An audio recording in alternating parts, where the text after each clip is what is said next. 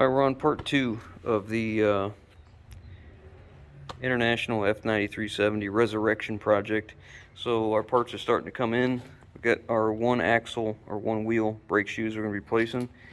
We got the pinion nut, because I don't know if that pinion yoke was loose because of the nut or a torque or vibration or what, but I don't want it to come loose again, so we got a new nut. We got us a pinion seal, and look at that, made in USA. And got us 4 gaskets for the axles. The air compressors here, I didn't get a gasket for this, so I'm gonna have to call and order that. I forgot about that. My bearings and seals are here. These are outers, inners, and respective races. Outside wheel seals, front wheel seals, and we have drums, and we have torque arms. This is our air dryer. Interesting, the drums that were on it were not the correct drums. These are the correct drums, and if you look, there you go, all cast. Very nice. So we also have the new shocks are in. They're just not laying up here. And we got the sending unit for the fuel tank. I worked with Alan at AMI. I gave him the VIN number, and he was able to dig deep enough to find the correct sending unit for this tank so that we can have a working fuel tank. Some great guys down there at AMI. Really like going down there. As a matter of fact, I was just down there picking up some stuff, and Alan was telling me that Mrs. Allen gets a kick out of it when I mention him in a video, so hello to Mrs. Allen. Also, he was able to find us that nut. Had to do some digging for that, but oh, up there, I guess. So it was really good. Now we got some parts. I'm going to start working on this wheel here. I'm going to knock out those anchor pins and start moving forward. All right, so I drove out the old anchor pins. I cleaned the holes up, and now I'm ready to put the new ones in. I've never seized a hole after I cleaned it up. Just put that on here. I always put the seam at the bottom, so if any water gets in, it has a way to get out. I don't know if it matters or not, but it's just what I do.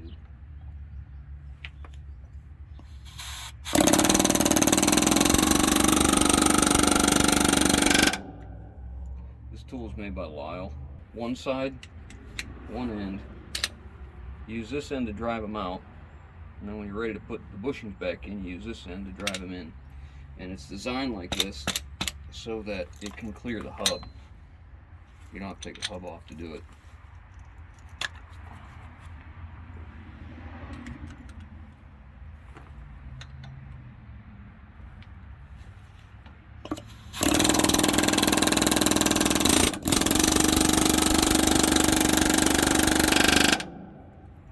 See that it hits when it's flush.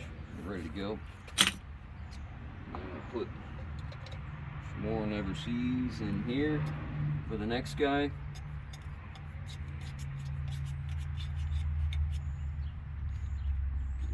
Little slather in there.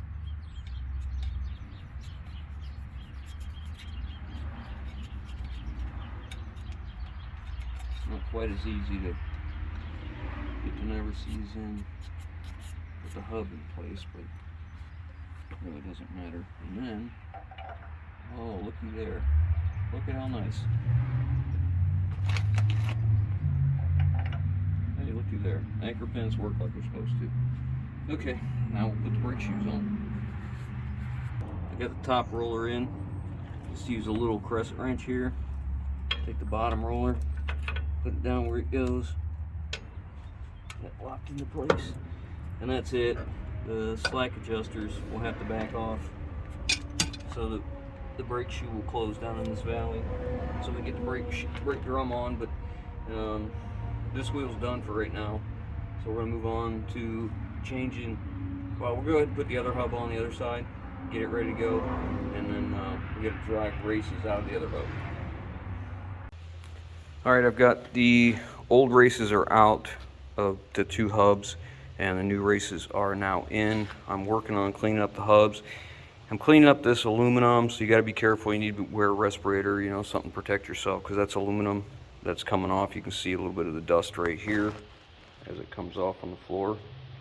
That stuff will end up in your lungs. That would be awful. And we have no idea what that pain is, so respirator is very important. And I've got one over here that I've already got cleaned up and started to prime it. I've got 2 coats of primer. I'll let it cure well, and then I'll put 2 coats of paint on it after that. I know it's loud, the air compressor's running. This is the studs that go in the hubs, and I take them to the wire wheel, clean all the rust off the end of it, and I can't get to my torches right now because, you know, everything's so jumbled up with everything going on. I just can't get to them, so I'm using a die grinder and a cutting wheel. This is an old Mac cut-off wheel I've had forever. I'm just splitting them right like that. Just taking a chisel and splitting them, and then backing them off.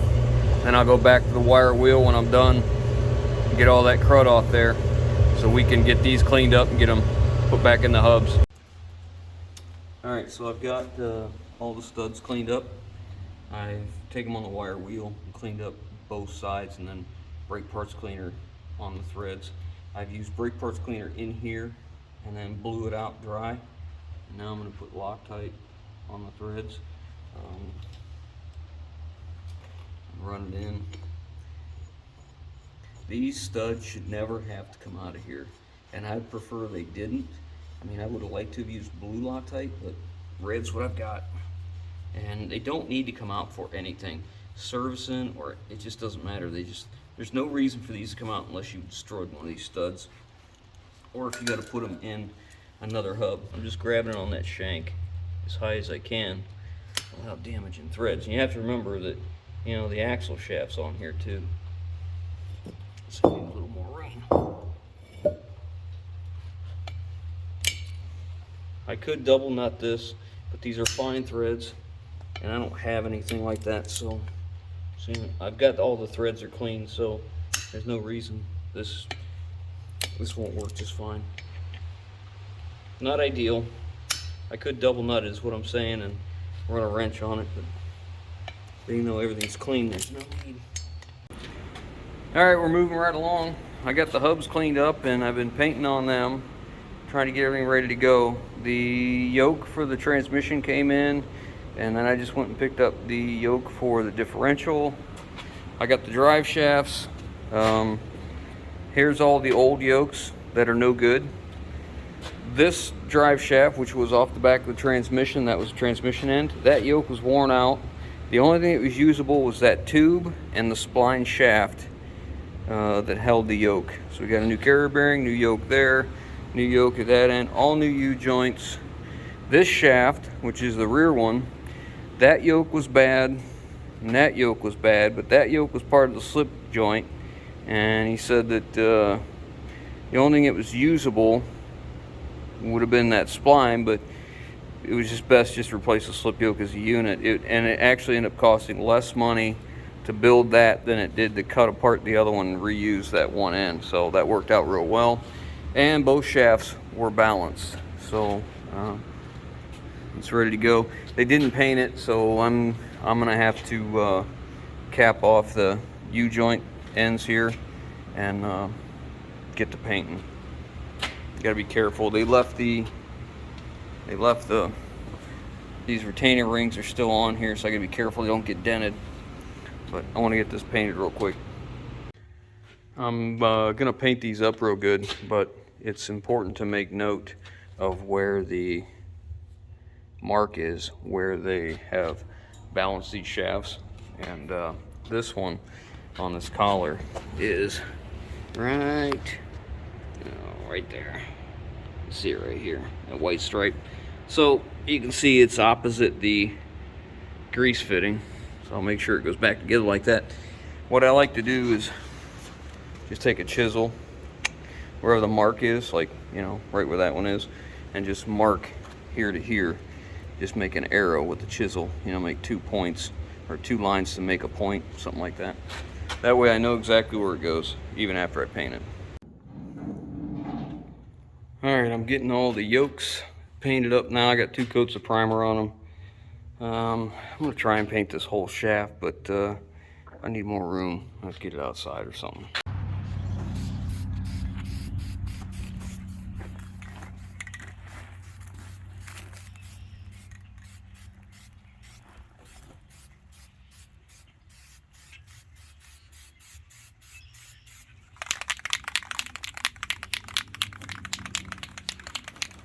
So he's painting the air compressor because he thinks it was just primer that was on it. He doesn't have the Detroit silver paint. He tried to find it, but couldn't find it, so this will just have to do. This is good for 200 degrees, so it may not hold, but it's better than just primer and turn to rust. All the hubs are final painted. All the gasket surfaces are cleaned up. All the studs are in. The front hubs final paint and the gasket surface is cleaned up. I have 3 more studs that go in the hub I already installed. This drive shaft is the brand new rear one. 2 coats of paint, 2 coats of primer, 2 coats of paint. Turned out pretty good. I've turned it a bunch of times. Hopefully I didn't miss any spots, but I guess we'll see when I go to put it on. This is the yokes. This one's for the back of the transmission. 2 coats of primer, 2 coats of paint. I took everything I could outside today and let it sit in the sun so it could bake a little warmer and dry and cure. This is the front drive shaft. I only primed and painted the 2 ends. I'm going to install that in the truck because once it's installed I can still turn it. So I'll take the flap disc, or actually the wire wheel, and wire wheel that whole thing and then paint it so that it's be a nice finish. And these are this is the base plate for the oil cooler. I cleaned it up, primed it, painted it. It's not Detroit silver, but it's better than grease and grime black, I guess. That's the oil filter adapter, and this is the oil cooler housing here. We're waiting on gaskets for those, so once those get here we can go together. And I went ahead and painted the air compressor because I believe all it had was just primer. So I just used that same silver paint and went ahead and painted it up so it's ready to go. I took these block offs and adapters and just cleaned them up on the wire wheel. Same thing with the bolts, and paint them black. They'll be all right. I cleaned all the fittings up too, and then put them on the wire wheel, clean them up, polish that brass just a little bit.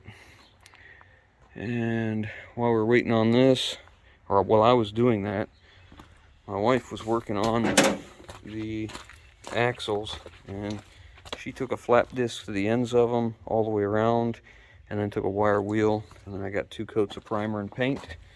So they're all ready. And then after that we started taking off some stuff. There's those big galvanized fenders here. We took them off and the pipes. He's going to clean them up and paint them himself and bring them back. And then we did some torching back here. We took some crap that was off the back of it and whatever, and I torched these light brackets off because I'm not using them. We're going to figure something else out for this, some other type of lights. So got an air operated pintle hook on the back. It's got a diaphragm on the back like a steer, like a single 30 chamber, and that's how that operates. So I got one hub on. I didn't have a Tiger Tool 4 1/8. They don't make a 4 1/8 socket. I was using one of those OTC stamp steel ones, and when I was taking it apart, the one was on so tight that I broke my socket and split it. So I cleaned it up and welded it. When I did, it made it too tight. Now it won't fit, so I ordered a new one. It'll be here probably next day or so, but all that's ready to go. Yeah, so that's where I'm at for right now. I don't know where we're at in this, but if it's getting too long, I'll just end it here and we'll pick up in part 3, going back together, I guess. We don't have all our parts yet, but they're coming in. We're getting closer. So hope you enjoyed that. If you guys like what we're doing, give us a thumbs up. If you haven't already, hit the subscribe button, leave your comments down below. We will catch you on the next one. I wanted to address something as well. There's a lot of comments and guys saying that it'd be better just to junk the truck and start over. This truck is not junk. I mean, this is an extremely clean frame on this truck. You know, this suits his needs perfectly. It's a specialized truck that hauls. It's not easy to come by. They're not easy to find. He got it for the right price. He brought it here, shipped it right to the mechanic. Unfortunately, you guys saw what happened with the mechanic. It is what it is. There's nothing we can do about it. But even after we put in all this work and all this money into this truck, he is still going to have less money in this truck than what it would cost him to buy a used truck that he had to do all this stuff to again. So he's in good shape. He's not worried at all. One guy left a comment. He says, you got a broken leaf spring. And I don't know what he's talking about. I've looked. I don't see a broken leaf spring. He said on the right side steer. So I looked at both of them because some people get confused on what's a right side steer and what's a left side steer. There's no broken spring. There's a little bit of dirt right there. There's some dirt, but there's no broken springs. So I'm not sure what he's talking about. But anyways, time to go back together. The wiring on the back of this truck is all butt spliced in. It's just a rat's nest of problems waiting for an opportunity to happen. And this side's over here is the same way. And I'm going to show you the best way to fix this that I know how, and you'll never have troubles with this again.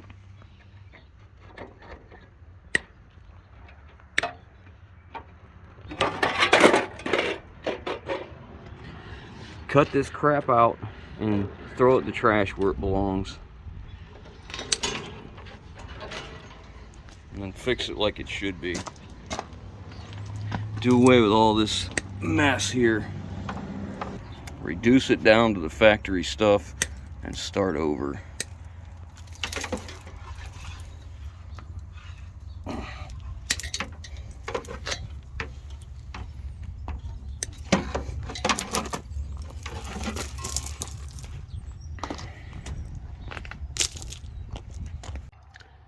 Alright, we're going to put that seal in, and it's supposed to have a special driver to put it in there. Well, I don't have that special driver, so we're going to use my homemade special driver. Piece of drive shaft, piece of metal weld to the end, over top of here. We'll tap it into place.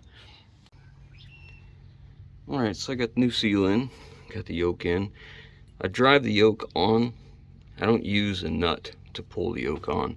I like to drive it on until it stops. So I put the washer in here. I use just a piece of pipe, tap on the end of it, and if the threads are clean on this, it should go in pretty easy, which it did.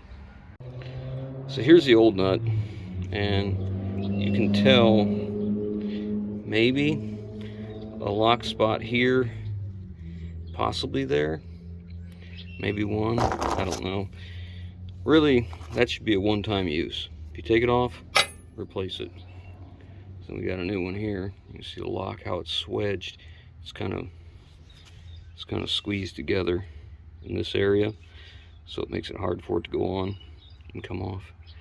We're going to add a little Loctite to it as well, because this was loose before and we don't want to repeat. Now the bearings felt good, so I think we're okay there. And when we drained the oil out, we didn't have any metal in there, just water, thankfully. I mean, if I had to have anything, I'd take water over metal, I guess is what I'm saying. So let's get this put on. All right, got a little Loctite on there. She's all tightened up, ready to go. Now we're gonna go up there and put the front one on. I don't like to pound these in. I prefer to press them in this way.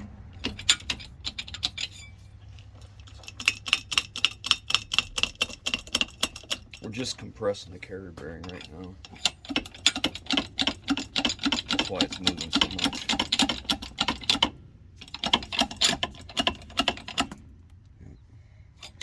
There she is. So that's ready to be tightened. So we'll tighten this up, then we'll press the other side in. All right, we still haven't tightened this yet. I've left this all loose. It makes it a little easier to get everything in place. Now, if you remember, I had this balanced, and here is the mark where they balanced it. And if you remember, I put chisel mark here with an arrow, and then I also said my mark was 180 degrees out, or on the opposite side actually, of the grease fitting. So it's important that's the way it is. Now, what we'll do is turn this and go ahead and tighten the other side. We still have to press it in. Okay, so we're gonna put our bottle jack in there. You don't have to do it this way. You really don't. I just prefer it to not beat on the end of the cap. This is just so much simpler. You'll see we're taking up the space here that we didn't tighten that up, so it looks worse than it is. It's not that it's bad. All right, so you can see it's in all the way. It's seated right in here. My bolts go in good. Now we can take this out. Make sure it's good to go. And now we'll move on to the next one. We'll go ahead and tighten this up now because I have the front one in and I've started the rear, so now we're going to press the rear ones in.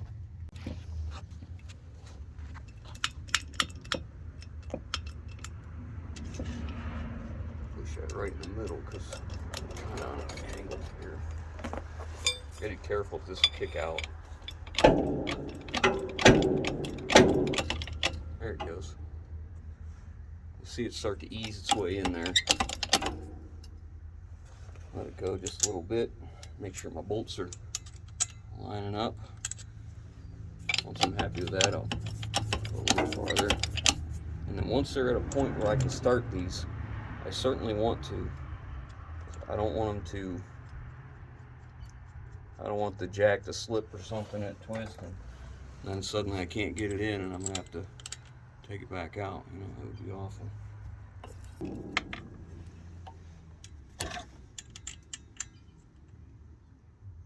Normally you would have had weight of the truck on the spring so the rear axle wouldn't move. But I find this to be the easiest way to put these in without damaging anything.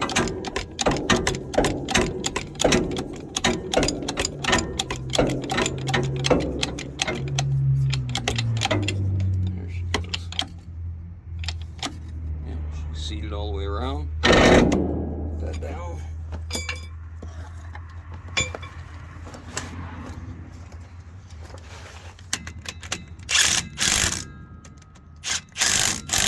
This is a special impact, you know.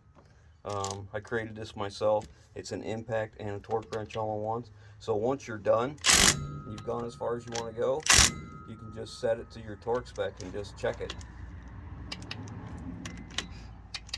Perfect. Perfect every time. All right, now let's do the other side.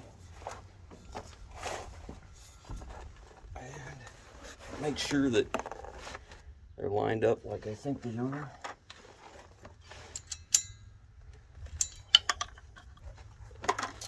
I used to still have somewhere, a set of bolts that were long fine threads that would go in here, and I cut the heads off them so I could thread them in, so as I put these in, it guides them right where they need to go. It saves a lot of time of trying to tap them all around, getting them in the right location. But as of today, I don't know where they're at, and it is a fine thread.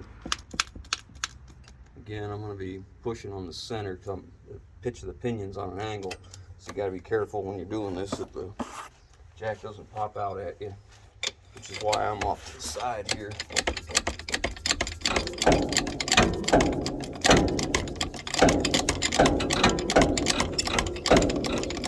There's no weight on the suspensions, and they're slipper springs, so I'm moving the suspension right now, and then once it gets to a point where there's weight on we're pushing against the actual stops, then this will start pushing. Get there. See if we're close. Make sure we're lined up.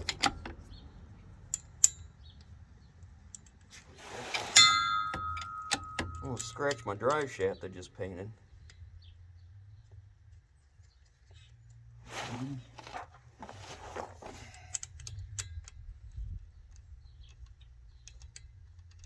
Get Jackson away. I think the head of this was hitting. Let's move over slightly.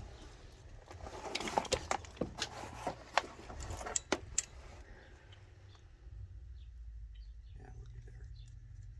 Yep, she was in. Okay, so now I'll go ahead and drive her home, that Daisy. Drive her home, Miss Daisy.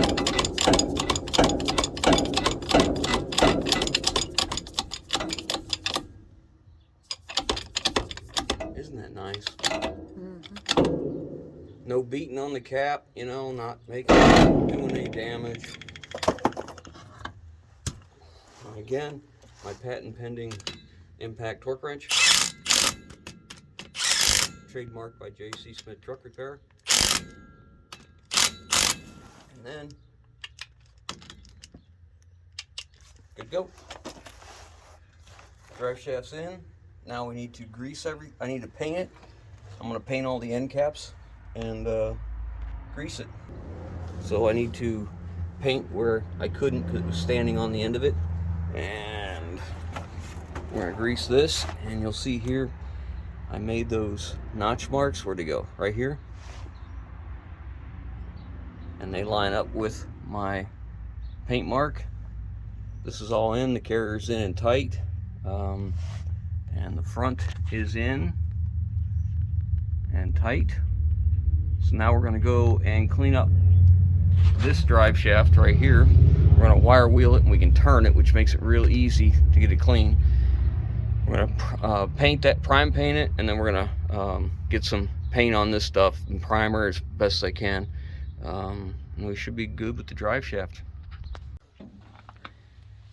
All right, now I'm gonna work on these torque arms, and these are studs, and this one's come off.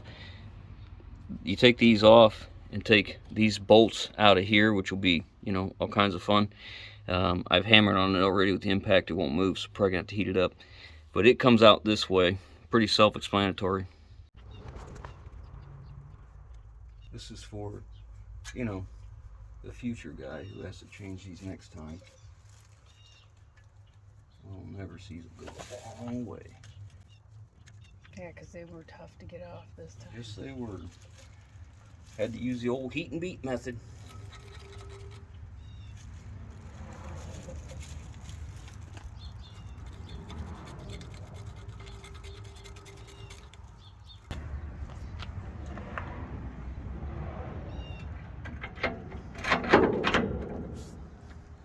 The bolts are still a little warm. As a matter of fact. You want, here's a glove. That one's actually hot. Here, put the glove on. It's hot.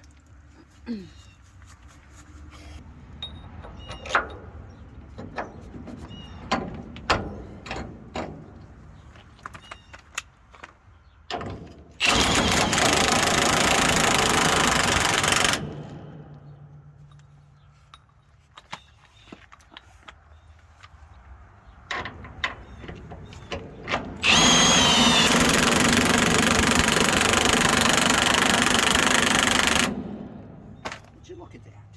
Just look at it.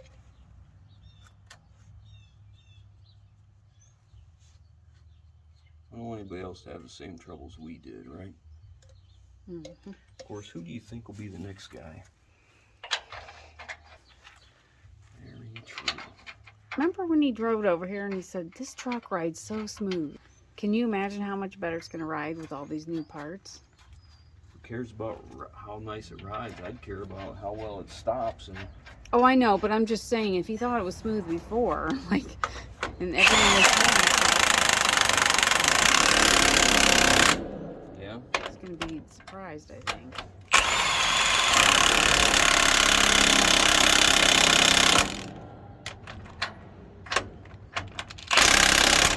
and yes, fellas, we'll get the torque wrench out.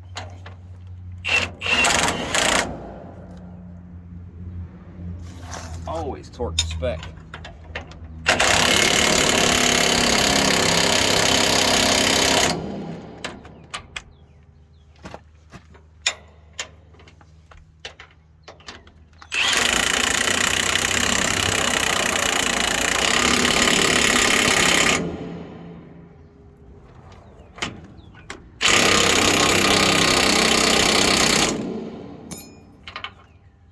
Okay, rinse and repeat. We got 3 more to do.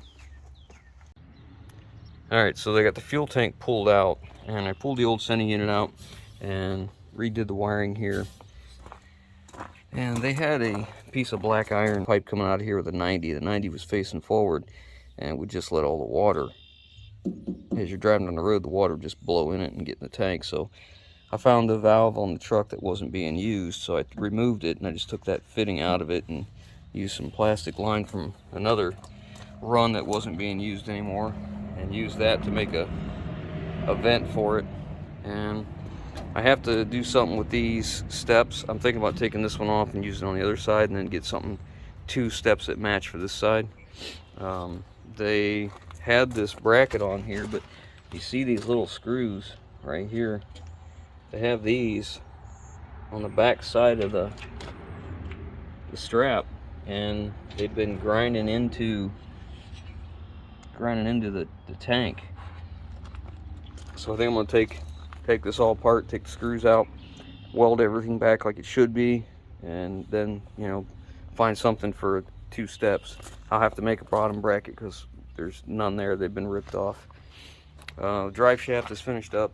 We've got it all in and painted. It's all bolted in tight. I haven't greased anything yet. I'm gonna wait and grease everything when we're finally done, when everything is handled. And we've got all the torque arms are in. The owner came by today. Right about the time I started on this one, he showed up. So that one we had to heat up to get out. It was pretty tough, stuck. And he did a bunch of wire wheeling, cleaned stuff up today. We cut the lights off the back, and then he did this side too. So we might end up with a light bracket up here and then hang some mud flaps under it. I'm not sure. I had to remove this pipe here. It goes from here up to that bracket, but I've got a toolbox going in here, so it has to move. I'll put it underneath it or something. We got this U-bolts tightened up. Those are the ones the spring shop left. They weren't tight. You could see the rust rings underneath it, but we got them tight. They turn quite a bit, and I went to go put this back, and when I tightened it up, you can see it was cracked. So we got to find another bump stop. If I can't find one, I'll make one. And I pulled the vent out of the differential. I don't know if that was where the water was getting in or not, but I wanted to take it off and seal it up so we make sure it doesn't get water in there. He thinks the water was in there from way back when he first bought it, and the previous guy didn't get it out. I took the U-bolts off and went to put the new ones on, and the ones that he had made, they made a real sharp bend right here, and they don't work well with these cradles, with these saddles, you know. So I told him I just don't want to use them. I'm not going through all this to make it safer and then, you know, have something that just is only held just barely right here. And so he's gonna go get different ones tomorrow. So we got all that handled, and got the fuel gauge working and testing some stuff, and the owner got the bumper off today, threw it in the scrap pile. Be changing that out. So a company has been contacting me for months about their LED headlights that they sell. They're this twin bulb setup, and I'd been turning them down, just kind of ignoring it. But I got into this, and I'm like, well, you know what? This is a perfect place to put them lights. You know, it'll help him out. They'll send them to us. We can tell you guys what we think of them, and he doesn't have to buy headlights. So it's a win-win for everybody, I guess. If you have an older truck and you're thinking about LED headlights, at least the ones that we're going to get, we'll be able to tell you what we think of them. So, but that's where we're at for now. Kingpins are supposed to be here tomorrow. Yeah, this project just keeps growing and growing. There's more and more work that we're doing. We're going to be adding a toolbox, moving some equipment, doing some refit of a retrofit. Oh yeah, there's another thing. I got all the pins turned around on these slipper springs, and I put a washer in there, the good heavy cotter pin. I did all of them, so they're all handled now. So that shouldn't be a problem. That's it for now, guys. Hope you enjoyed this, what we showed you, and we'll pick it up on the next time of part 3, I guess, and hopefully we'll be putting more of it together. So, catch you on the next one.